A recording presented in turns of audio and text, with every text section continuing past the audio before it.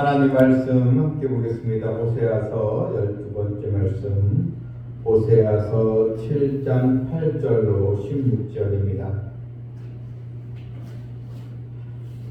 에브라임이 여러 민족 가운데 혼합되니 그는 곧 뒤집지 않은 정병이로다.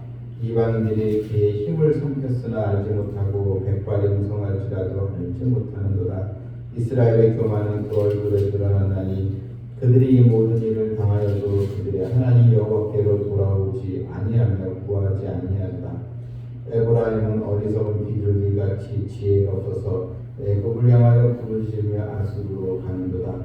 그들이 갈 때에 내가 나의 그물을 그 위에 쳐서 공중의 새처럼 떨어뜨리고 전에 그 회중에 들려준 대로 그들을 징계하리라.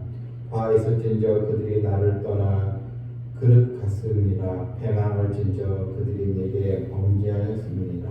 내가 그들을 건져 주려 하나 그들이 나를 거슬러 거짓을 말하고 성심으로 나를 부르지 아니하였으며 오직 침상에서 슬피 부르시며 곡식과 새 포도주로 말미암아 모이며 나를 거역한도다.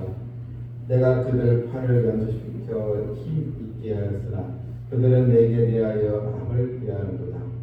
그들은 돌아오나 높으신 자에게로 돌아오지 아니하니 속이는 활과 같으며 그들의 지도자들은 그 혀의 거친 말로 말미암아 칼에 엎드려지리니 이것이 애굽 땅에서 조롱거리가 되리라. 아멘. 오늘 호세아서 오늘 본문은 완악한 이스라엘 백성들, 죄악이 만연된 이스라엘의 상황을 보면서 하나님의 이 답답한 심경이 고스란히 표현되어 있는 그런 이 말씀입니다. 하나님은 이스라엘 백성들을 잘못된 길로 가고 있는 백성들을 고치시고자 했습니다.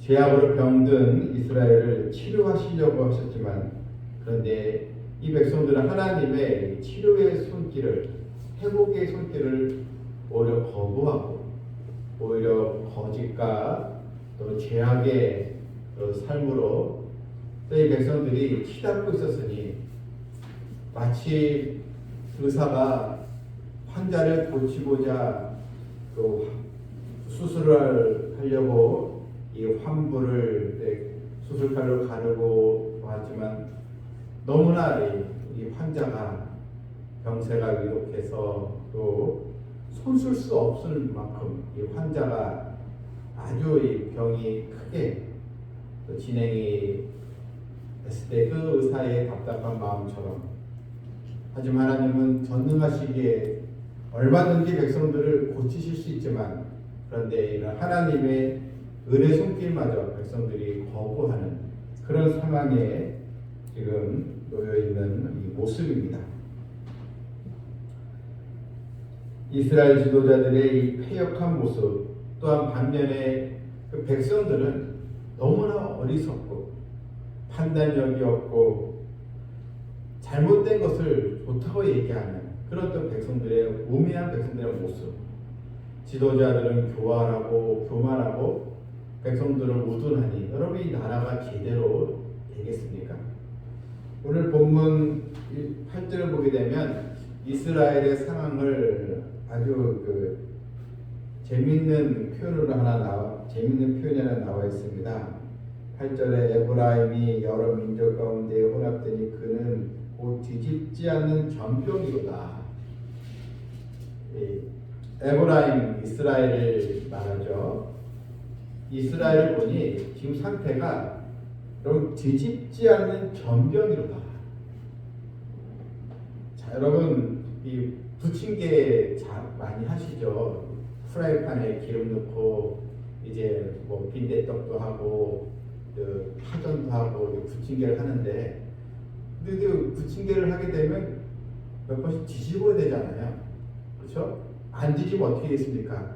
밑에는 다 타버리고 위에는 그냥 밀가루 상태 그대로 있든지, 그렇게 해서 겉으로 보기에는 아주 노릇노릇하게 된 것처럼 보이지만 그 속은 타고 그 겉은 완전히 그냥 새카맣게 뒤집지 않으면 못 먹지 않습니까?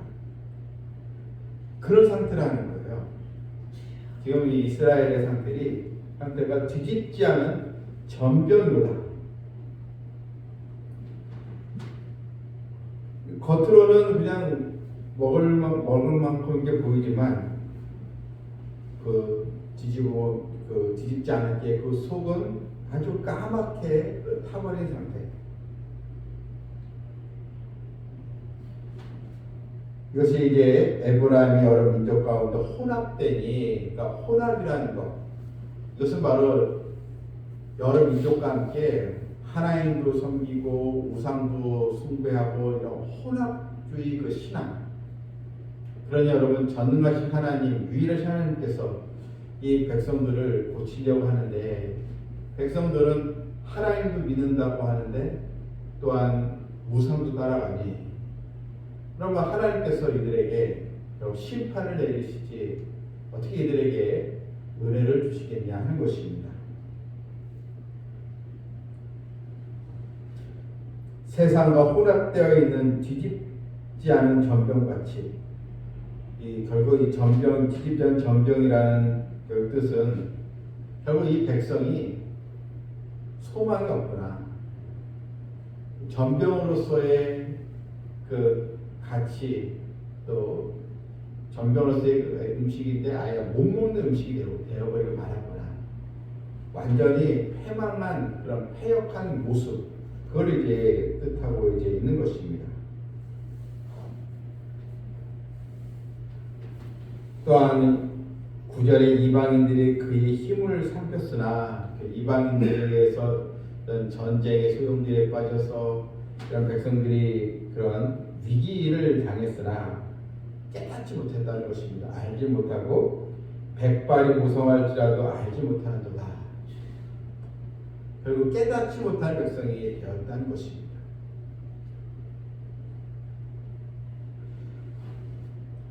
백발하면 노인, 성경에서는 노인, 백발하면 또 경험 많은 지혜자 이런 의미인데, 이제는 돌아가는 상황을 아예 깨닫지도 못하고 있다, 이런 뜻입니다. 또한 이스라엘의 10절이 이스라엘의 교만은 그 얼굴에 드러나나니, 너무나 교만했다는 것입니다. 모든 일을 당하여도 지금 아주 어려움을 당하고 고생을 하고 있는데도 깨닫지 못하고 하나님께 돌아오지 아니하고 구하지도 않습니다. 여러분, 그래도 정말 주를 믿는 백성이라면, 하나님을 경외하는 백성이라면 어려움이 있을 때 이 어려움이 왜 내게 왔는지 다시 한번 자신의 신앙을 점검하고 다시 믿음을 회복해야죠. 그런데 교만하니까, 교만병에 걸리니까 결국 하나님께 돌아오지 못하고 회개하지도 않는다, 이런 의미인 것입니다. 하나님의 이런 징계를 받으면 겸손하게 회개하고 하나님께 은혜를 구해야 되었건만, 여전히 인간적인 수단과 방법을 쫓는 그런 또 이스라엘의 현상을 지금 보고 있습니다. 11절에도 에브라임은 어리석은 비둘기 같아 지혜가 없어서 애굽을 향하여 부르짖으며 아수르로 가는도다. 그러면 이 말씀의 이 배경은 이제 구약 이 선지자 가운데 지금 우리가 호세아 선지자의 그 내용을 보고 있는데, 동명이인 호세아라는 왕도 또 동명인물이 있었습니다. 이스라엘 이 왕 가운데.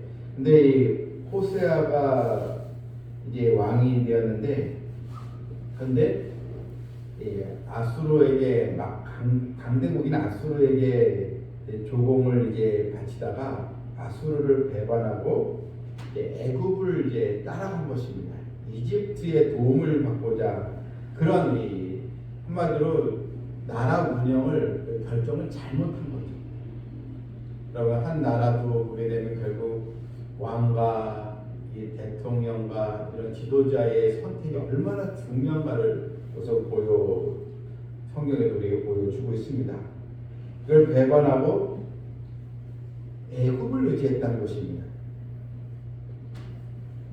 이로 인해서 이 아수르가 이런 자기를 강대국의 아수르를 배반한 그 이스라엘을 가만히 두겠습니까? 결국 아수르는 아주 진노를 하게 되었고 왕 호세아는 사로잡히고 그리고 3년 만에 북이스라엘은 아수르에 완전히 또 패망을 하게 되는 일이 일어나게 됩니다.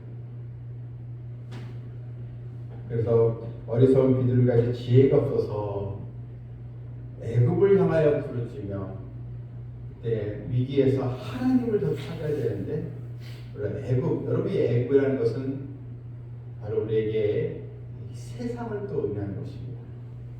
하나님을 의지하지 않고 세상을 더 의지하는 그런 어리석은 모습.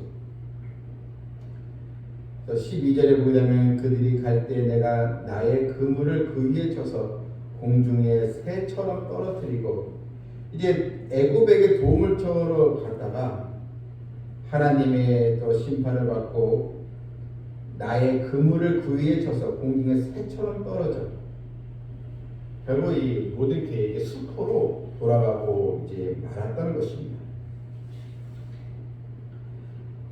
계속 죄를 짓고 하나님은 또 심판하고 회개하지 않고 회개해야 되는 회개하지 않고 또 인간적인 수단 또 세상의 방법을 추구하는 이스라엘의 이 상황 결국 이 나라는 패망의 길로 갈 수밖에 없는 것입니다. 그런데 이스라엘 이 백성들이 하나님께 기도를 안 한 것은 아닙니다.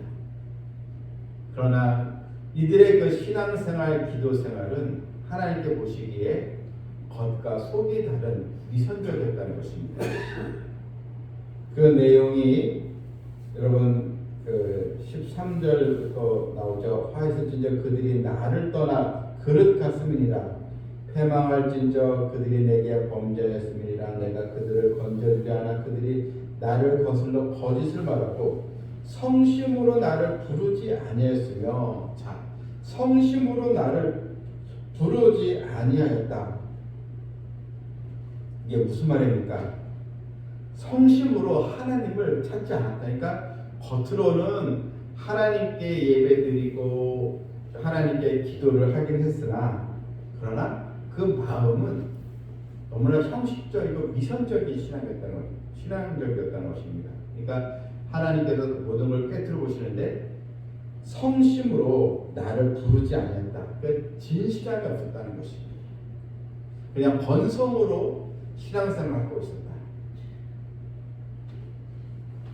근데 14절에 보면 더 재미있는 구절이 나와요. 14절 다시 보게 되면 성심으로 나를 부르지 아니했으며 오직 침상에서 슬피 부르짖으며 침상에서 슬피 부르짖었다. 여러분 이 침상에서 이제 침대죠. 이불자리를 얘기하죠. 여러분 기도를 하려면 성전에 와서 기도하고 또 정말 하나님께 간절히 정말 엘리야가 갈멜산에서 정말 그 머리를 무릎 사이에 넣고 간절히 기도했던 것처럼 그렇게 기도하지 않겠습니까? 그런데 침상에서 그냥 잠자리에서 그냥 슬피 부르짖었다. 결국 이것은 하나님을 향한 진실함이 없이 건성으로 기도했다는 것입니다. 여러분 우리도 성전에 나와서 기도를 하든지 또한 정말 예수님께서 말씀하신 것처럼 나의 골방에 가서 간절히 기도하든지 하는데 여러분 이불 자리에서 이불 뒤집어 쓰고 기도하면 그게 기도가 제대로 되겠습니까? 누우면서 그냥 이불 붙잡고 거기서 그냥 누우면서 기도하면 그게 간절히 기도가 되겠느냐 하는 것입니다. 하나의 그 상징적인 건데요. 침상에서 그들이 슬피 부르짖으니까 슬픈 척을 했지만 괴로우니까 하지만 전심으로 하나님을 의지하거나 하나님께 기도하지 않았다는 것입니다. 또 곡식과 새 포도를 말미암아 모였습니다.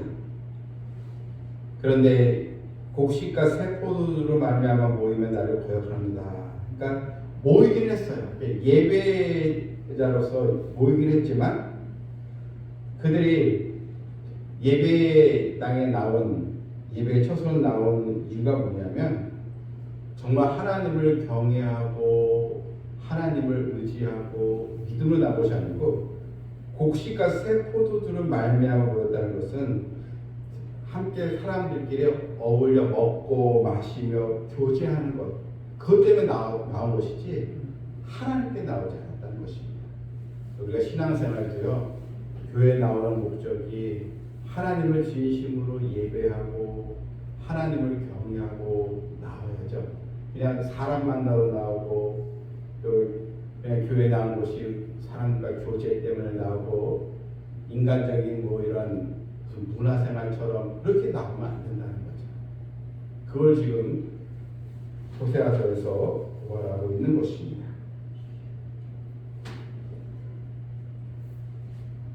16절에도 그들은 돌아오나 높으신 자에게는 돌아오지 않냐니 하나님께는 돌아오지 않겠다는 것입니다.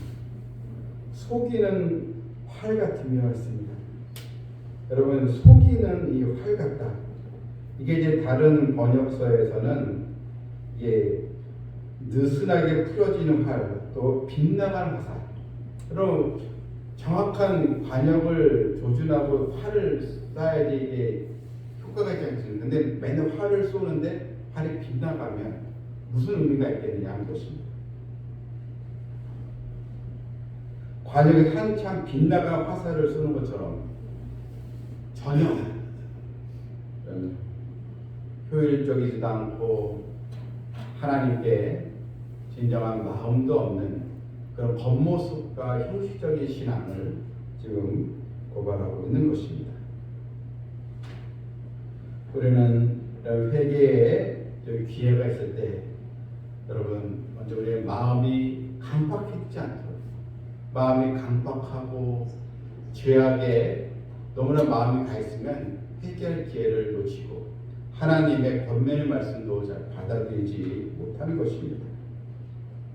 현재 우리의 모습, 나의 영적 상태가 뒤집지 않은 전병 같지는 않는지, 때로는 빗나간 화살처럼 그런 상태는 아닌지, 이걸 보면서 늘 하나님 앞에 깨어있는 믿음, 또 우리 또 주 예수 그리스도로 온전히 우리가 또 사모하며 신랑 오기를 기다리며 기름과 등을 준비한 슬기로운 다섯 처녀처럼 언제나 하나님의 경고의 말씀을 마음에 잘 새기고 진정한 정말 하나님께 마음이 있는 그런 진실한 신앙으로 하나님의 은총을 입는 우리가 되기를 주님의 이름으로 축원합니다.